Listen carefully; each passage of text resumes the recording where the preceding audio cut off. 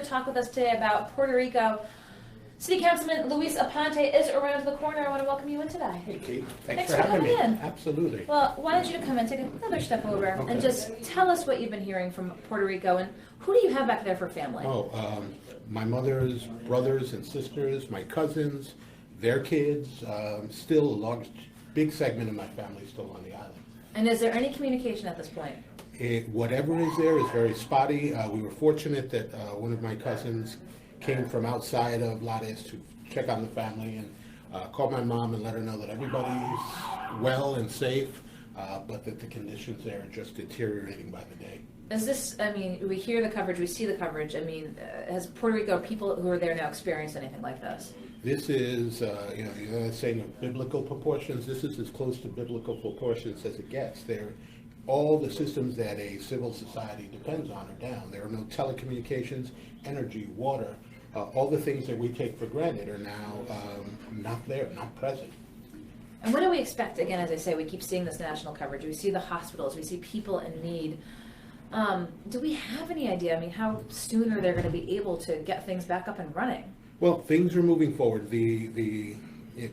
Thankfully, this week, in the last couple of days, the president has waived the Jones Act, which really created a problem. But now it clears way for the National Guard to move in. Part of the problem is that the systems being down have made it more difficult to be able to strategically create a supply chain to get those things out to the folks that need them. There are enough food and supplies for 500,000 people sitting on docks in San Juan. Why can't they be moved? Well, the transport company that is in charge of that has all the cell phone numbers for every driver that they need. Was in communication with a company there, has 75 employees, all truck drivers in San Juan. None of their cell phones work. So how do you get that message to those folks? Come in, we're ready to roll. Things like cash, the ATMs are all down. No one can get to their money. And because those things are down, you can't use a credit card, you can't use a debit card. So all those systems that we take for granted are now unavailable to the folks in Puerto Rico. Is there a hope or expectation that things are going to get better, or is there a fear that if nothing gets fixed sort of quickly enough that there could be a serious issue there? I think that we need to act as if there is a serious issue there. I believe that the folks that live on the island, Puerto Ricans, are resilient people. We will be able to get things up and running. But at this time, we need the world community, the U.S. community, to give us a helping hand to do what they can. This is something that was an incredible blow to the infrastructure. Puerto Rico, as everyone knows, was suffering some serious financial crisis. So the ability to recover from this once we stabilize the island is an issue going forward. But like I said, I think Puerto Ricans are resilient folks. They're made out of tough stuff. We just need to get things back in place, stabilize the conditions on the island, and we'll be able to move forward. Could there have been any way to possibly be, how could anyone be prepared for this? I don't know. I mean, ask the folks in Houston, how do you prepare for something like that? They have the benefit, and God bless them, that they're connected to other states, so you can drive trucks in. Yeah. The fact that Puerto Rico is an island or an archipelago, some of the smaller islands have been completely devastated. I saw footage from the island of Vieques and the island of Culebra, which are just completely isolated. The infrastructure's down, everything's down, and there's no way to get those folks off. So it is a particularly difficult set of circumstances to prepare for, and an even more difficult set of circumstances to respond to. And what are you hearing from the Puerto Rican community here in Rhode Island? What have the conversations been, and how are folks doing? They vacillate back and forth between hopefulness and a sense of national pride to a deep sense of helplessness and frustration when they see, and the coverage has just been horrific. Folks who are just in the throes of despair and are calling out for help, and it seems to them as help, no one is responding. So folks are doing everything that they can. Here there's another large-scale event to collect donations and contributions this Sunday with Unidos por Puerto Rico, which is an effort that the First Lady of the island of Puerto Rico has set forward to try and make sure that we can get aid directly to folks on the island. So And where is this taking place? That's taking place at Tantric Nightclub on North Main Street in the city of Providence. Been organized by Councilwoman Maria Rivera from the city of Central Falls. She's been working hard, almost nonstop. We had her in here. Yes, she did a great job. Anything else folks should know? So there's an event taking place at Tantric. If you can't make it to Tantric, how can you give? UnitedforPuertoRico.com. You can make your contributions.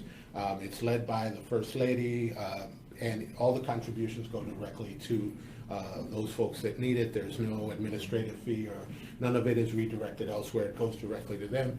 Certainly the Red Cross and other organizations who respond in times of crisis like this as well.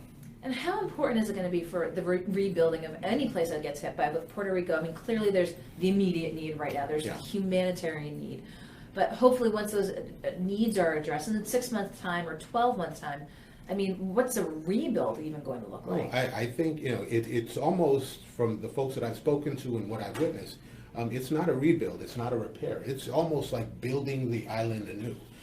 Some of the historic buildings in San Juan that have been there for hundreds of years probably no longer going to be there. It's that sort of devastation. And given the fact that the infrastructure was so fragile to begin with, it is reconstructing. It's, to coin a bad phrase, nation building. Do you think we'll see people leave Puerto Rico, move? I think we've been seeing that all along. The financial crisis has caused some of that. We've seen counties in Florida seeing their population double and triple.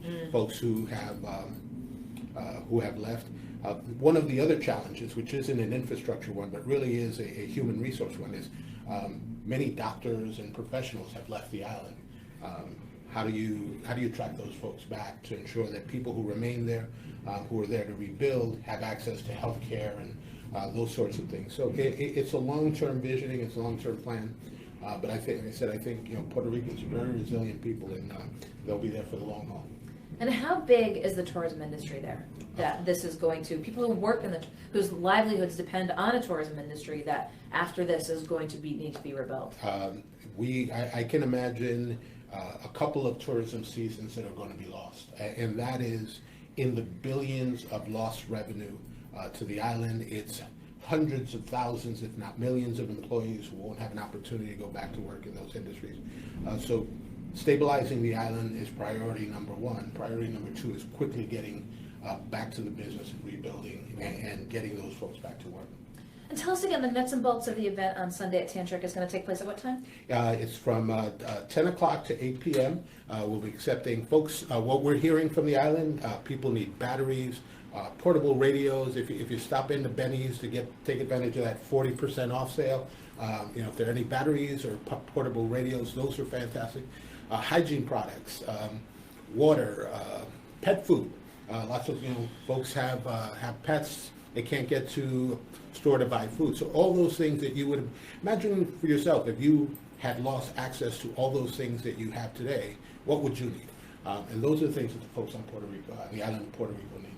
Do you think people should be cognizant of that even here? I mean, if something were to happen and you got, completely off the grid, whether it's a national disaster or a terrorist attack, can you really be prepared for going off the grid? I think if you see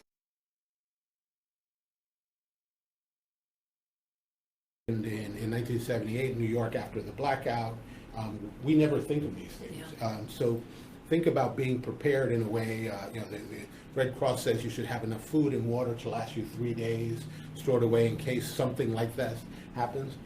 We don't ever think about it. It's not in our consciousness. But it's kind of like auto insurance. You want to have it, but you don't really. You don't want to need it, but you have to have it. But you need to have it. So the event taking place on Sunday, you did say the organizations of which to consider giving to.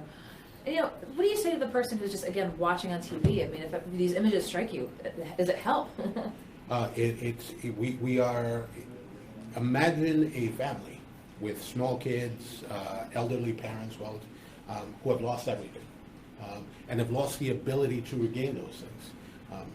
And then imagine that that's your family. If that doesn't compel you to give, to offer up some help, some support in other ways, then that's fine. But that's the reality that's happening there. We've seen pictures of the airport, people trying to get out. whole families sleeping on floors for days at a time, waiting for the next flight to come in. It is an incredible level of human suffering that we're seeing there. Well, I appreciate your taking the time to come in and talk with us. I know it's a difficult situation, but with all your family there, Councilwoman Maria Rivera, who is here, the event taking place on Sunday at Tantric, will provide the link for that as well after the fact. So, Councilman, I appreciate your taking the time. I'll let you go around the corner to the tasks at hand, and we will